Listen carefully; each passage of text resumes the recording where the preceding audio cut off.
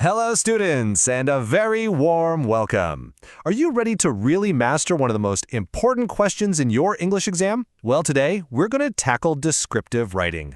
Now listen, this isn't just some other topic, it's a major discourse question, and it can get you a full 10 marks. Andudiki swagatam, students. Iroju manam descriptive writing ela rayalo nerchukunam. Idi mi SSC examlo 10 marklo prashna. So e 10 marks manam sadidam. Okay, so here's our game plan for today. We're going to walk through this in 6 simple parts. We'll start with the basics, then get the blueprint, talk about powerful language, get a strategy for top marks, analyze a model answer, and then wrap up with the key takeaways. All right, let's kick things off with Section 1, Understanding the Basics. Before we even think about writing, we have to be absolutely clear on 2 things. First, what is descriptive writing? And maybe more importantly, how is an examiner actually going to grade it? So what exactly is descriptive writing? The easiest way to think about it is this. You're painting a picture, but you're using words instead of paint.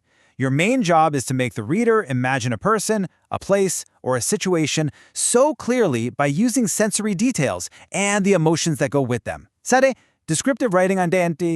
Chala simple. Meeru maatalato oka bomma geestunnaru anukondi. చదివే వాళ్ళకి ఆ scene కళ్ళకు కట్టినట్టు ఉండాలి. మనం ఏం చూస్తున్నాం, ఏం వింటున్నాం అనేది వివరిస్తూ ఆ సీన్ వల్ల కలిగే ఎమోషన్స్ని కూడా అందించాలి. అదే అసలు matter. Okay, now let's talk about the exam itself. This is a major discourse question. It's worth a solid 10 marks, and you're aiming for about 150 to 200 words. So what is the examiner really looking for? Just remember these 4 things: a clear structure, good, rich vocabulary, flawless grammar, and a strong emotional connection. If you can nail these 4 points, those 10 marks are well within your reach. Ipuru exam blueprint chuddam. Idi major discourse, 10 marks untai. మీరు 150 నుంచి 200 పదాల మధ్యలో రాయాలి. Examiners ముఖ్యంగా ఏం చూస్తారు? ఈ 4 విషయాలను గుర్తుపెట్టుకోండి. మొదటిది స్పష్టమైన స్ట్రక్చర్, రెండోది సమృద్ధిగా ఉండే వొకాబులరీ, మూడోది తప్పులు లేని గ్రామర్, ఇంకా నాలుగోది బలమైన ఎమోషనల్ ఇంపాక్ట్. ఈ నలుగుటిని మీరు సాధిస్తే ఆ 10 మార్క్స్ మీవే. Right, so now we know what the examiners want. The next question is, how do we give it to them? In Section 2, we're going to lay out a simple, effective blueprint that you can use for any descriptive question to help you aim for that perfect score. Every great description is really built on 5 key parts. First up, the title. Now it's optional, but trust me, I highly recommend it. Next is your introduction. Then comes the main description. This is where your body paragraphs are. Fourth is the impression. How did the scene make you feel? And finally, you wrap it all up with a conclusion. ప్రతి గొప్ప డిస్క్రిప్షన్కి 5 ముఖ్యమైన భాగాలుంటాయి. మొదటిది title. ఇది అవసరం లేకపోయినా పెడితే చాలా మంచిది. రెండోది ఇంట్రొడక్షన్. మూడోది అసలు డిస్క్రిప్షన్ అంటే బాడీ పారాగ్రాఫ్స్. నాలుగోది ఇంప్రెషన్ అంటే ఆ సీన్ మీకు ఎలా అనిపించిందో చెప్పడం. చివరిగా conclusion. And this is where it all comes together. See, this slide doesn't just list the parts. It explains their purpose. Think of it like a recipe. Your title needs to be catchy and grab attention. The introduction sets the stage. The description is the main course, filled with all those sensory details. The impression is your personal take on it. And the conclusion? It ties everything up with a final thought or a deeper meaning. It's a perfect flow. Ippudu chudandi, ikkada prati component yokka uddesam cheppabadindi. Title ఆకర్షణంగా ఉండాలి. Introduction ఆ దృశ్యాన్ని పరిచయం చేయాలి. Descriptionలో మనం ఇంద్రియాలను ప్రభావితం చేసే వివరాలను ఇవ్వాలి. Impressionలో మీ స్వంత అనుభూతిని చెప్పాలి. Conclusionలో దాని లోతైన అర్థాన్ని తెలియజేయాలి. ఈ క్రమం చాలా ముఖ్యం. So we have the structure, the blueprint. But what do we fill it with? Let's talk about the magic ingredient: powerful language. This right here is what separates a good description from an unforgettable one. First up, feature number 1, using strong words. This is all about picking vivid adjectives and adverbs. So instead of just saying a big house, you could say something like a massive, imposing mansion. You see? The right words create a much more powerful mental image. Modari feature, strong words. Andena to kanipalamena, adjectives, adverbs, wadara. Udaharanaki, pedda ilu, ami mamuluga chipe badalu, bavimena, vishalamena bavanam ante, ari inka pravavadantamuga untundi. Next, and this is absolutely crucial, is sensory details.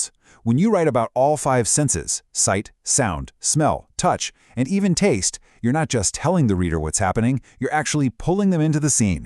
They don't just read your words, they experience them. Taruata, sensory details. ఇది చాలా ముఖ్యం. చదువేవారి పంచ ఇంద్రియాలకు అనుభవాన్ని కలిగించాలి. ఏం కనిపిస్తోంది, ఏం వినిపిస్తోంది, వాసన, స్పర్శ మరియు రుచి వీటన్నిటినీ వర్ణించాలి. అప్పుడు వాళ్ళు అక్కడే ఉన్నట్టు ఫీల్ అవుతారు. మీ మాటలను చదవడమే కాదు, అనుభవిస్తారు.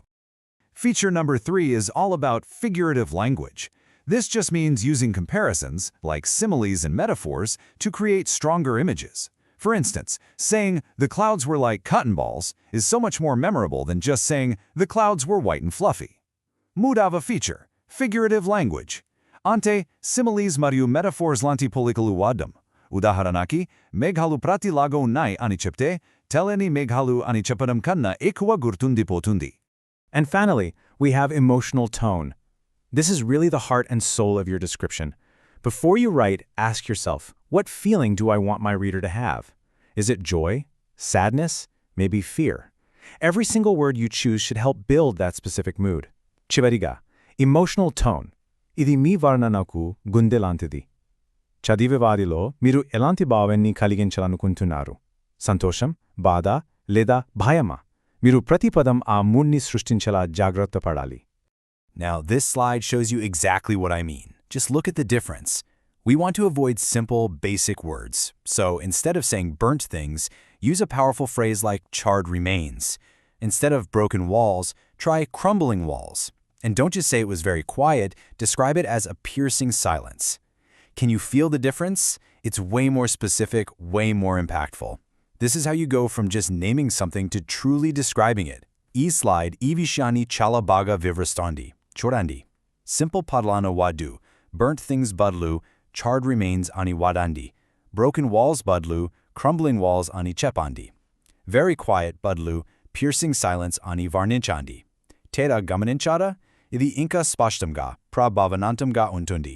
Idi okavishian peru chapada nunchi danini nijanga varninchadam warako tiskiltundi. Okay, moving on to Section 4, Strategy for Top Marks. Let's think of this as our checklist for success, full of real, actionable tips you can use on exam day. So, here's your 4-step game plan. First, always visualize the scene. Before you write a single word, close your eyes and picture it. Second, organize your ideas. Don't just start writing blindly. Third, take your reader on a journey. Start with the physical things they can see, and then move to the deeper emotions. And fourth, make sure everything flows smoothly from one paragraph to the next. ఇక్కడ మీకోసం 4 అడుగుల plan ఉంది. మొదటిది, ఎప్పుడూ ఊహించుకోండి. రాయడానికి ముందు ఆ సీన్ని మీ మనసులో చూడండి. రెండోది, మీ ఆలోచనలను క్రమబద్ధం చేసుకోండి. వెంటనే రాయడం మొదలెత్తకండి.